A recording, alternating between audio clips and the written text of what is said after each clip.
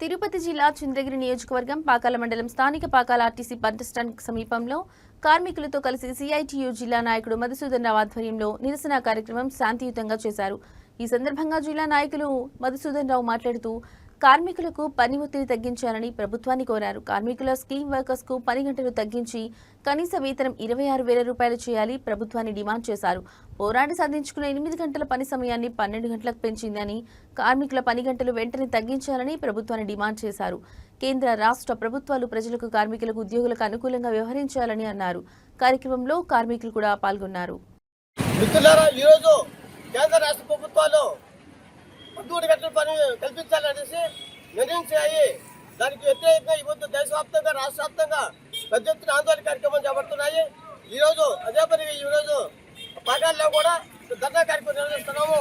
వెంటనే ప్రభుత్వం అంటే పెంచిన 12 గంటలు తగ్గించాలి, జీవో రద్దు చేయాలి, పెంచిన టైం కూడా తగ్గించాలని మేము డిమాండ్ చేస్తున్నాం।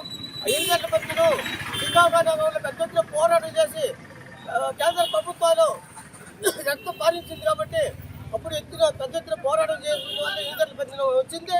దాన్ని కేంద్ర రాష్ట్ర ప్రభుత్వాలు రద్దు చేసి 12 గంటలు పెట్టడం దుర్మార్గం కాబట్టి మేము సిఐటి తరఫున పొద్దు రాష్ట్ర వ్యాప్తంగా చేస్తున్న పోరాటాల్లో పథకాల్లో కూడా ధర్నా నిర్వహిస్తున్నాము। ఈ పాల్గొనే పంచాయతీ వర్కర్లు, మన ఆటో వర్కర్లు, మన కార్మికులందరూ కూడా ధన్యవాదాలు తెలియజేస్తున్నాం। ఇప్పుడు మురళి గారు